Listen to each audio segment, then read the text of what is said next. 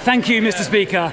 I associate myself with the Deputy Prime Minister's remarks about the tragic air crash in India and, of course, what she said about our dear colleagues Joe Cox and Sir David Amess.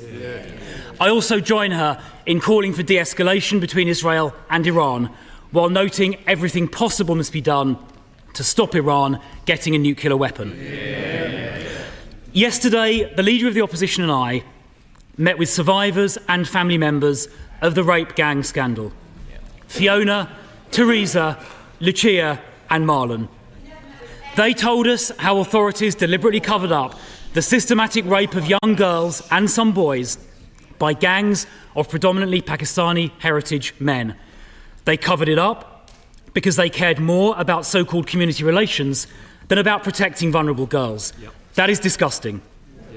The survivors told us they will only have confidence in an inquiry if it is independently led, has full statutory powers, covers all 50 towns affected, including Bradford, if those who covered this up are prosecuted, if foreign perpetrators are all deported, if survivors are closely involved, and if it is set up before the summer recess.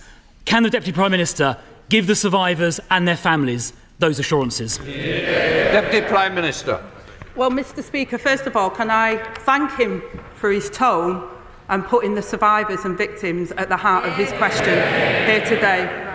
I think it's absolutely right that we all look at what's happened over the last couple of decades, the countless reports that we've had, and we look to implement that. He's absolutely right to also talk about the confidence people must have in that independent inquiry.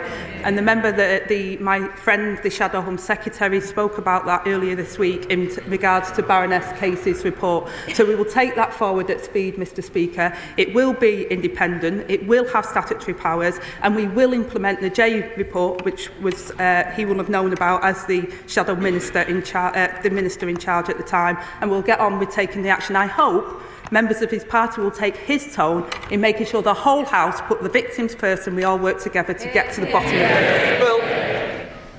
Well, I thank the Deputy Prime Minister for her answer. It is vital that scandals like this are never again covered up because of the racial background of perpetrators. And Baroness Casey's report said people who downplay the ethnic dimension are letting victims down, to use her words. So I do have to raise the language the Prime Minister used in January when he, I'm afraid to say, smeared campaigners as jumping on, quotes, a far-right bandwagon simply for calling for the very inquiry he has now been forced to set up. Standing up for rape victims is not far-right. So will the Deputy Prime Minister apologise for what the Prime Minister said? Deputy Prime Minister. Well, I say, Mr. Speaker, that the Prime Minister did not just raise issues but acted on them. He brought the first prosecutions against grooming gangs, called for action to address ethnicity issues in 2012. And the honourable member will know that the data that the previous government collected was inaccurate and not complete. And Casey recognised this, and it's one of the recommendations that we will be taking forward. The Prime Minister made those comments specifically about Tory ministers who sat for years in the government and did absolutely nothing about this scandal. Smearing campaigners standing up for rape victims as far right is completely unacceptable, and the Prime Minister should never have said that. And I commend his predecessor, the member for Richmond, for the grooming gangs task force he set up, which led to 550 arrests in its first year. Now, Baroness Casey's report also said that a significant number of rape gang perpetrators were non-UK nationals or were asylum seekers, many of whom entered the country illegally. And we know, of course, that most illegal immigrants crossing the Channel are young men, contrary to what the Chief Secretary said last week. So does the Deputy Prime Minister now accept that the small boats crisis is a crisis of public safety as well as a border crisis? Deputy Prime Minister. Well, Mr. Speaker, this is a very serious issue and more needs to be done. And let me update the House. Working with our allies, we've carried out a series of major arrests to tackle smuggling gangs behind this vile trade. In the past month, a ringleader that smuggled almost 4,000 migrants has been jailed for 25 years.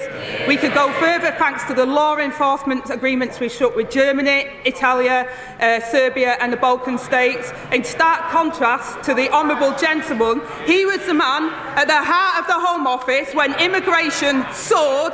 We lost control of our borders and spent £700 million of taxpayers' money on persuading just 4 volunteers to be removed from Rwanda. I take no lectures. If she wants to find out who's lost control of our borders, I suggest she looks to her immediate right. Because ever since the Home Secretary scrapped the Rwanda deterrent before it even started, illegal immigration across the Channel has gone up by over 30%.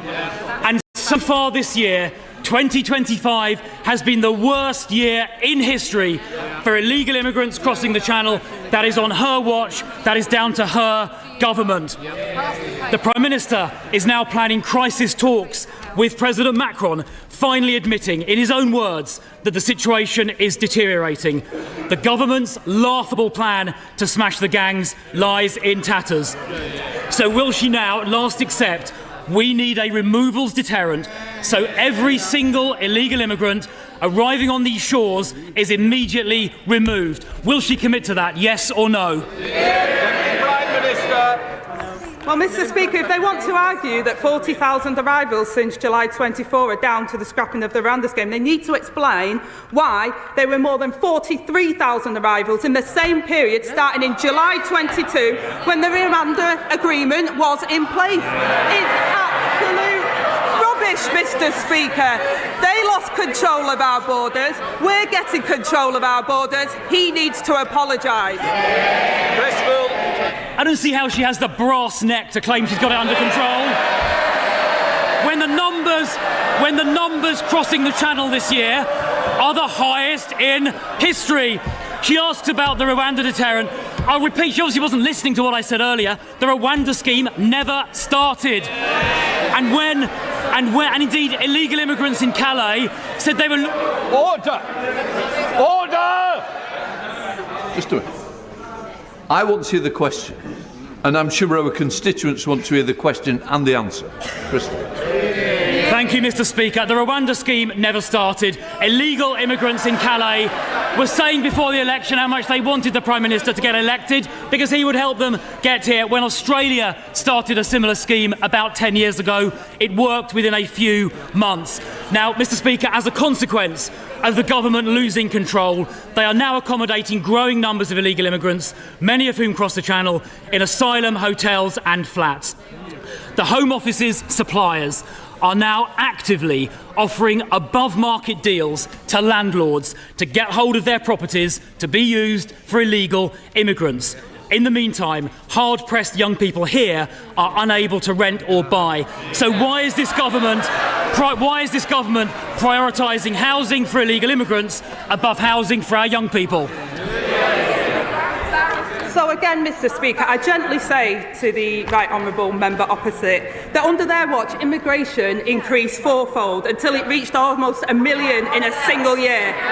They also created the backlog, 400 hotels, which we've reduced to just over 200 hotels in the first 12 months of us being in government, Mr Speaker. £1 million a day spiffed up the wall because they were so incompetent.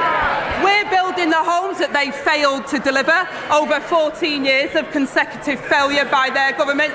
They should apologise while we get on with the job of rebuilding Britain. Chris Philp. Goodness me, she's got a cheek. Housing starts in Q4 last year went down.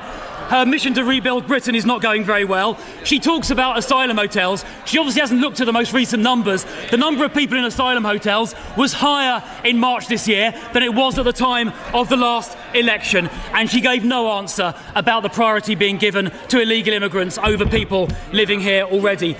Now, Mr Speaker, a Zimbabwean paedophile due for deportation was recently allowed to stay in the UK because a court found he might face, quote, some hostility back in Zimbabwe, apparently breaching his Article 3 rights. What about the rights of children here to be protected from this dangerous paedophile? Who's looking out for their rights? Not the government. There are thousands of cases like this involving foreign criminals. So there is a solution.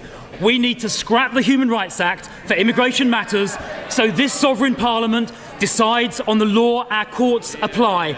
But her party voted against that. So I have a simple question. Why did the government side with foreign criminals and not the British public? Deputy Prime Minister. Well, again, Mr Speaker, they had 14 years of failure on these issues. We've also included 4,500 foreign national offenders that have been deported since we came into office, Mr Speaker, more than they did in the same period. I take no lectures from the Johnny-come-lately who couldn't do anything when he was in office. And at least